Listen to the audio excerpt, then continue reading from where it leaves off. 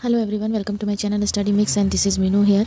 तो आज हम इकोनॉमिक्स के पार्ट को देखेंगे जो एग्ज़ाम के पॉइंट ऑफ व्यू से वेरी वेरी इंपॉर्टेंट होंगे। कौन से एग्ज़ाम? जो पीसीटी टीचर के लिए जो एग्ज़ाम है उसके लिए। भारत में सबसे अधिक वन क्षेत्र किस राज्य के पास है? तो है एमपी के पास। Okay, option C. Next question पे चलेंगे। जैविक खेती का सूत्रपादन भारत में निम्न मान्यताओं को लेकर किया जाता है। तो जैविक खेती जो होती है वो सूत्रपादन भारत में कौन सी मान्यताओं को लेकर किया जाता है?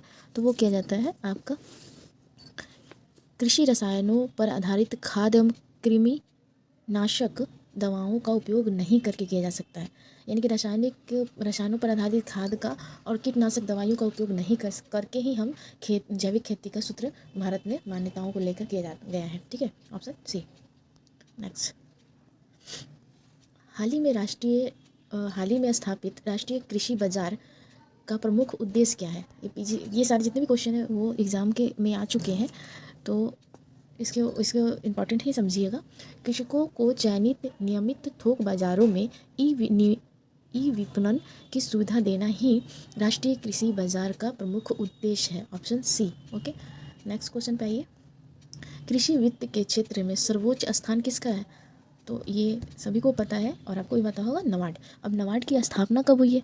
तो नबार्ड की स्थापना 1982 में हुई है। ठीक है, और ये कौन सी समिति के अंतर्गत हुआ है? तो शिवरमन समिति के अंतर्गत हुआ है। और नबार्ड का मुख्यालय कहाँ है? तो वो है मुंबई में है। ठीक है, नबार्ड एक पटल दृष्टिकोण पर बहुउद्देशीय ऋण की व्यवस्था पर विशेष बल देता है। ठीक है, नबार्ड। ओके, नेक्स्ट क्वेश्चन पे चलेंगे।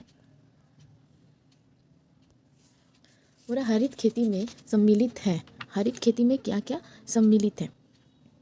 ठीक है, हरित खेती में सम्मिलित है। हरित खेती में सम्मिलित है तो समेकित कीट प्रबंधन, समेकित पोषण पदार्थ आपूर्ति एवं समेकित प्राकृतिक संसाधन प्रबंधन, ये तीनों चीज़ जो है हरित खेती में सम्मिलित होती है। ऑप्शन नंबर हमारा डी सही आंसर है हमारा। ठीक है, नेक्स्ट क्वेश्चन पे चलेंगे। हाँ, शिवरमन समिति मैंने बताया था कि नबार्ड किसकी सिफारिशों के आधार पर गठित की गई थी? तो शिवरमन जो समिति थी इसी की सिफारिश से गठित किए थे। ऑप्शन नंबर सी। नबार्ड की स्थापना आपका 1982 में हुआ है। ठीक है, ओके, आगे बढ़ेंगे क्वेश्चन को लेकर। भारत में कृषि क्षेत्र के वित्त के लिए सर्वोच्च स्थान, तो आपको भी पता है कृषि के लिए कौन सा है?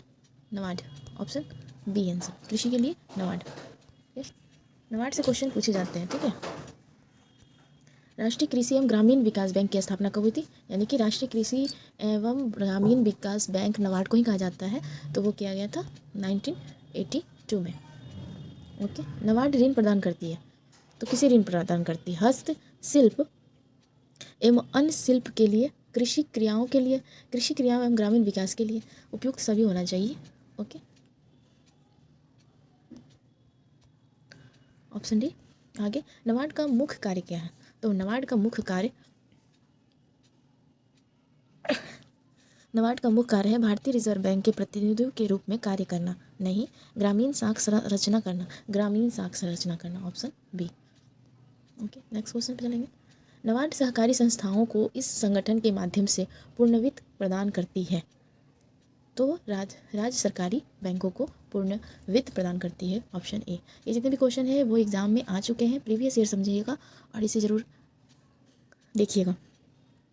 ठीक है, अब हमारे पास एक क्वेश्चन ये आया है, जो ये क्वेश्चन बहुत इंपॉर्टेंट है। मेक इन इंडिया कार्यक्रम कब आरंभ हुआ था? ठीक है, बहुत बार ये क्वेश्चन पूछा गया है। तो मेक इन इंडिया 25 सितंबर 2014 को आरंभ हुआ था। ओके, नेक्स्ट क्वेश्चन पे आते हैं। मुद्रा योजना के तहत किशोर ऋण की सीमा क्या होती है? तो किशोर जब ऋण आता है, देखिए हम बता देते हैं, किशोर और तरुण, शिशु, किशोर, तरुण, 3 तरह के ऋण आते हैं इसमें। शिशु के तहत 50,000 रुपये, किशोर की तहत 50,000 से 5 लाख के रुपये मिलते हैं, और तरुण के तहत 5 लाख से 10 लाख के रुपये ऋण मिलते हैं। तो ऑप्शन नंबर बी यहाँ पर पूछा जा रहा है, किशोर ऋण। तो किशोर ऋण के लिए 50 से 5 लाख। ओके, आगे, ब्याज अनुदान सहायता योजना। ठीक है, ब्याज अनुदान सहायता योजना, ये जो योजना है बिना किसी बिना किसी जमानत के फसली ऋण प्रदान करती है। ठीक है, ब्याज अनुदान योजना के तहत बिना किसी ऋण के फसली ऋण प्रदान करती है। ठीक है, ऑप्शन बी। नेक्स्ट क्वेश्चन पे चलेंगे। औद्योगिक बीमा के कारण है, औद्योगिक बीमारी के कारण है। औद्योगिक बीमारी के क्या कारण है? तो ये है कि विदेशी प्रतिस्पर्धा का बढ़ता प्रभाव के कारण ही औद्योगिक बीमारी के कारण है। ओके, नेक्स्ट क्वेश्चन पे चलेंगे। भारत में सबसे महत्वपूर्ण लघु उद्योग है, तो भारत में सबसे महत्वपूर्ण क्या है? हथकरघा उद्योग। ठीक है, ऑप्शन सी। हथकरघा उद्योग में वस्तुओं का निर्यात किया जाता है। सबसे ज़्यादा वस्तुओं का निर्यात इसी उद्योग में किया जाता है, इसलिए भारत में सबसे ज़्यादा लघु उद्योग हथकरघा उद्योग है। ओके, नेक्स्ट क्वेश्चन पे चलते हैं।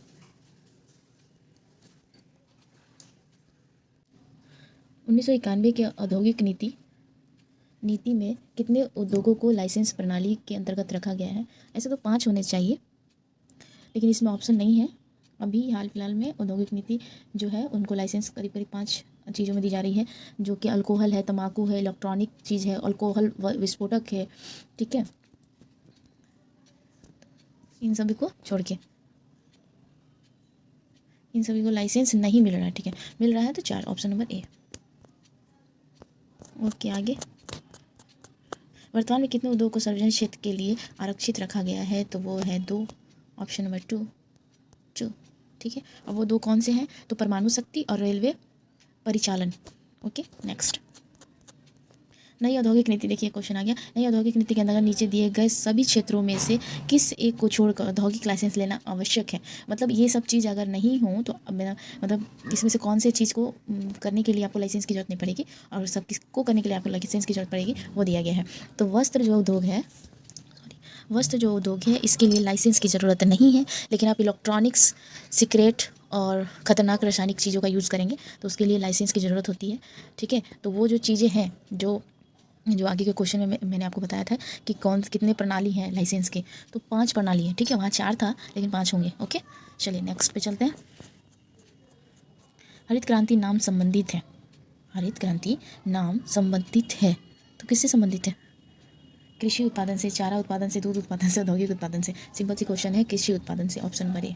नेक्स्ट क्वेश्चन, हरित क्रांति संबंधित है। नीली क्रांति का संबंध किससे है? ठीक है, बहुत अच्छा क्वेश्चन है कि नीली क्रांति से संबंधित किससे है, तो ये है समुद्री उत्पादन से। Okay, option number C. इससे रिलेटेड मैं और भी एक क्वेश्चन आपको दिखा दूंगी, यहाँ पे आप देखो, ये बहुत इंपॉर्टेंट है क्वेश्चन में, इकोनॉमिक्स के पेपर में 1-2 देखने को मिल जाते हैं। नीली क्रांति मत्स्य उत्पादन, श्वेत क्रांति दूध उत्पादन, भूरी क्रांति उर्वरक उत्पादन, रजत क्रांति अंडा उत्पादन। ओके, आगे। पीली क्रांति तिलहन उत्पादन, कृष्ण क्रांति एथेनॉल बायोडीजल उत्पादन। कृष्ण क्रांति, ये बहुत इंपॉर्टेंट है, कृष्ण क्रांति। ओके, कृष्ण क्रांति। लाल क्रांति टमाटर और मांस उत्पादन। ठीक है, गुलाबी क्रांति झींगा मछली उत्पादन। सुनहरी क्रांति जो है वो फलों के उत्पादन के लिए क्षेत्रीय संबंधित क्षेत्र है, फलों का उत्पादन होता है क्षेत्र में। ओके, ये फलों का उत्पादन। बादामी क्रांति मसाला उत्पादन। इंद्रधनुषी क्रांति जो है सभी क्षेत्रों में उत्पादन में वृद्धि के लिए है, और हरित क्रांति खाद्यान्न उत्पादन के लिए। ओके, चलिए नेक्स्ट क्वेश्चन पे चलते हैं लोग। ये क्वेश्चन आपका इंपॉर्टेंट है कि मणिपुर का सबसे बड़ा कुटीर उद्योग कुटीर मतलब छोटा, लघु। ओके, मणिपुर का सबसे लघु उद्योग कौन सा है? तो वहाँ पे बांस तथा बेत का उद्योग ज़्यादा होता है। ठीक है, बांस का और बेत का, क्योंकि वहाँ पे छोटे छोटे घर बने होते हैं बांस के। औद्योगिक उत्पादन की दृष्टि से भारत के किस राज्य का स्थान प्रथम है? तो उद्योग तो महाराष्ट्र में जेन्युइन है, महाराष्ट्र में सबसे ज़्यादा उद्योग होता है, तो महाराष्ट्र। ठीक है, उद्योग की दृष्टि से महाराष्ट्र सबसे आगे है और ये प्रथम स्थान भी रखता है। आगे, कृषि क्षेत्र में न्यूनतम समर्थन कीमत का प्रावधान किया गया है। कृषि क्षेत्र में न्यूनतम किसका प्रावधान किया गया है? ठीक है, कृषि क्षेत्र में किसका प्रावधान? किसी दिए गए वर्ष में बहुल्य की स्थिति में कीमत को घटने से रोकना ही कृषि क्षेत्र में न्यूनतम समर्थन कीमत का प्रस्ताव है, ऑप्शन ए। ठीक है, नेक्स्ट क्वेश्चन पे चलेंगे हम लोग। भारत में वृहद क्षेत्र का सबसे पुराना उद्योग क्या है? वृहद क्षेत्र का सबसे पुराना उद्योग क्या है? तो सूती वस्त्र। सूती वस्त्र सबसे पहले आपको मैं बता दूं, सूती वस्त्र जो है सबसे पहले कोलकाता में हुआ था, लेकिन कोलकाता में असफल होने के कारण सूती वस्त्र बॉम्बे में हुआ था, वो सफल परीक्षण रहा। ठीक है, ऑप्शन ए। ग्रामों का मोक्ष कुटिल एवं लघु उद्योग में निहित है, यह कथन किसने कहा था? अक्सर कथन पूछे जाते हैं कि ग्रामों का मोक्ष कुटिल एवं लघु उद्योग में निहित है, यह कथन महात्मा गांधी का है। ठीक है, ऑप्शन नंबर सी। ठीक है, नेक्स्ट क्वेश्चन पे चलेंगे। सतत हरित क्रांति का आह्वान किसने किया था? सतत हरित क्रांति का आह्वान किसने किया था? तो वो किया था एम.एस. स्वामीनाथन ने, ऑप्शन डी। ठीक है, 26 जनवरी 2006 को एम.एस. स्वामीनाथन ने कोयम्बटूर में हरित क्रांति के बाद सतत हरित क्रांति की बात कही थी। ठीक है, इन्होंने जैविक खेती को भी बढ़ावा दिया था, मिट्टी को अधिक स्वस्थ और उर्वरक बनाने में भी अपना योगदान दिया था। ठीक है, आगे बढ़ते हैं हम लोग। जे ईरानी। ठीक है, जे ईरानी समिति का गठन निम्न में से शोधन हेतु किया गया है? किसके शोधन हेतु किया गया है? तो कंपनी अधिनियम के शोधन हेतु किया गया था। ऑप्शन नंबर आपका बी। ठीक है, कंपनी अधिनियम के शोधन हेतु किया गया था। भारत सरकार ने डॉक्टर जे ईरानी की अध्यक्षता में 2 दिसंबर 2004 को कंपनी कानून के विशेषज्ञों की एक समिति का गठन किया था। इस समिति को ही कंपनी अधिनियम 1956, कंपनी नियम 1956 में शोधन हेतु सुझावों में नियमित संबंधित शासन प्रणाली को प्रभावी कार्य बल दिया था। ओके, नेक्स्ट क्वेश्चन पे चलेंगे। कौन सी समिति ने 1972 में अपनी रिपोर्ट में राज्यों द्वारा कृषि जोत कर लगाने का सुझाव दिया था? तो वो दिया था राज्य समिति ने, ऑप्शन नंबर सी। 1972 में tax of agriculture wealth and income के एन राज की अध्यक्षता में कर सुधार की दिशा में एक समिति का गठन किया गया था, वो है राज्य समिति। ठीक है, नेक्स्ट क्वेश्चन पे चलेंगे। भारत में पहली कृषि जनगणना किस वर्ष हुई थी? तो भारत में पहली कृषि जनगणना 1970 से 71 में हुई थी, ऑप्शन नंबर सी। भारत में पहली कृषि जनगणना वर्ष 1970 से 71 में संपन्न हुई थी। ठीक है, नेक्स्ट क्वेश्चन पे। राष्ट्रीय किसान नीति की घोषणा की गई थी। राष्ट्रीय किसान नीति की घोषणा उपयुक्त में से कोई नहीं होगा। ठीक है, ऑप्शन डी होगा इसमें। तो राष्ट्रीय कृषि आयोग या नीति वर्ष 2004 में की गई थी, और किसने किया था? तो एम.एस. स्वामीनाथन ने किया था, और अपनी अंतिम रिपोर्ट अक्टूबर 2006 में प्रस्तुत किया था। ठीक है, राष्ट्रीय कृषि नीति 2004 में की गई थी, लेकिन रिपोर्ट पेश हुई थी 2006 में, और इसकी अध्यक्षता जो किया गया था एम.एस. स्वामीनाथन ने किया था। ओके, 26 जनवरी को और सरकार ने आयोग की अध्यक्षता प्रस्तुति को लागू करने के उद्देश्य में 26 जनवरी 2007 को राष्ट्रीय कृषि नीति घोषणा की थी, यानी कि 26 जनवरी होना चाहिए, और 2007 से प्रभावित हुआ था। ठीक है, इस नीति में केवल उत्पादन पर बल दिया जाता था। ओके, चलिए नेक्स्ट क्वेश्चन पे चलते हैं। निम्न में से किसने भारत में कृषि जोत कर की चर्चा की है? कृषि जोत कर मतलब कृषि जोत कर का किस पर चर्चा किया है? तो किसने किया है? ठीक है, कृषि जोत कर। ठीक है, तो वो किया है के.एन. राज ने, राज ने किया है। और ये कौन सी समिति है? एक मिनट, कृषि जोत कर जो है के.एन. राज ने किया है, और राज समिति के थ्रू किया गया है। तो ये राज समिति के थ्रू भी हुआ है, और कब हुआ है? तो 1972 में हुआ है। ठीक है, आगे बढ़ते हैं हम लोग। किस समिति ने भारत में कृषि जोत पर कर की प्रस्तुति की है? अभी ये क्वेश्चन गुजरा है, तो ये ऑप्शन नंबर आपका बी। ये सारे क्वेश्चन आ चुके हैं। ठीक है, कृषि जोत कर की सिफारिश करने वाली कमेटी के अध्यक्ष कौन रहे हैं? तो के.एन. राज रहे हैं। ये क्वेश्चन घुमा के पूछते रहते हैं, इस पर ध्यान जरूर दें। अबीद हुसैन कमेटी का संबंध किससे है? अबीद हुसैन कमेटी का संबंध किससे है? तो लघु उद्योग क्षेत्र से है, ऑप्शन नंबर बी, लघु उद्योग क्षेत्र से। औद्योगिक ऋणता की समस्या के समाधान के लिए सुझाव देने के लिए गोस्वामी समिति की नियुक्ति की गई थी, तो वो कब की गई थी? गोस्वामी समिति की नियुक्ति की गई थी, तो वो 1993 में हुई थी, ऑप्शन नंबर बी। ओके, नई आर्थिक नीति लागू हुई थी, तो नई आर्थिक नीति जो लागू हुई है, नई आर्थिक नीति वो हुई है 1991 में। Option number A. औद्योगिक विवादों का निपटारा होता है। तो औद्योगिक विवादों का निपटारा सभी जगह होता है, समझौता भी होता है, मध्यस्थता भी होता है, कानूनी विवाचन भी होता है, उपयुक्त सभी होगा। Option number D. 1990 से 91 की नई औद्योगिक नीति में यह समिति नहीं है। कौन सी समितियां नहीं है? 1990 से 91 की नई नीति में यह समितियां नहीं है। कौन सी समितियां नहीं हैं? तो वो है संरक्षण जो समितियां हैं वो नहीं है। ठीक है, बाकी सब है। लाइसेंस प्रणाली की समाप्ति हुई थी, निजीकरण हुआ था, विदेशी निवेश भी हुए थे नई आर्थिक नीति के द्वारा। ओके, नेक्स्ट क्वेश्चन पे चलेंगे।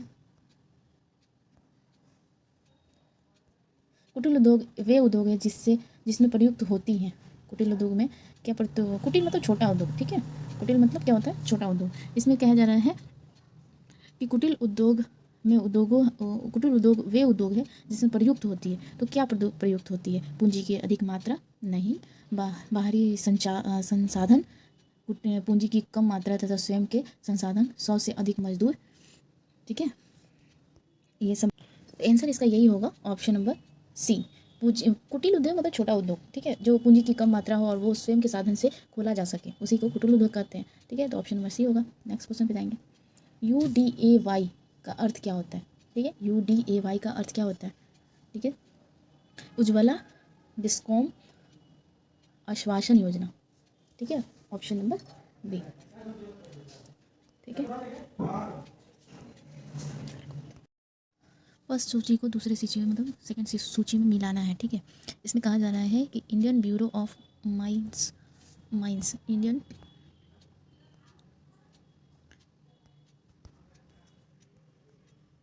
Indian bureau of mines. Okay, Indian bureau of mines जो है वो कब हुआ था? तो वो हुआ था 1948 में। ऑप्शन नंबर थर्ड, यानी यहाँ 3 होगा। तेल और प्राकृतिक गैस आयोग वो कब हुआ था? तो वो हुआ था 1955। और ऑल इंडिया लिमिटेड वो फर्स्ट 1959 में। Okay, next question. यहाँ भी मिलाना है सूची 1 से सूची 2 तक। ओके, भारतीय औद्योगिक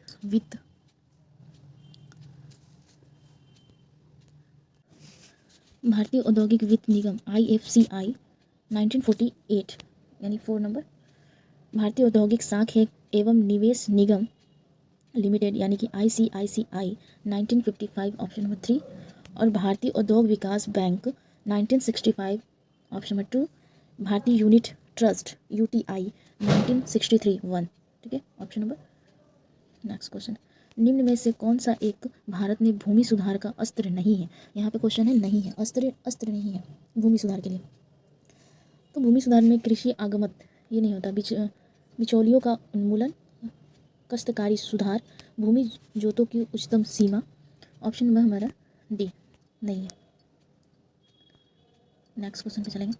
भारत में सबसे महत्वपूर्ण गैर परंपरा ऊर्जा संसाधन क्या है? गैर परंपरा ऊर्जा संसाधन क्या है? ताप ऊर्जा? नहीं, ताप ऊर्जा तो इसमें नहीं। उत्पादन लागत में कमी, कृषि यांत्रिकरण से होती है उत्पादन लागत में कमी। Option number B. भारत में वृहद क्षेत्र का सबसे पुराना उद्योग जो है वो कपड़ा उद्योग है, यानी कि सूती वस्त्र। Option number A. सूती वस्त्र सबसे पहले कोलकाता में शुरू की गई थी, सूती कपड़ों का उद्योग वो, लेकिन वहाँ असफल होने के कारण बॉम्बे में ये सफल हुई थी पहली बार। ठीक है, नेक्स्ट क्वेश्चन। मिश्रित अर्थव्यवस्था का अर्थ क्या है? ये क्वेश्चन अक्सर पूछे जाते हैं। तो निजी एवं सार्वजनिक उद्योग का सह अस्तित्व ही मिश्रित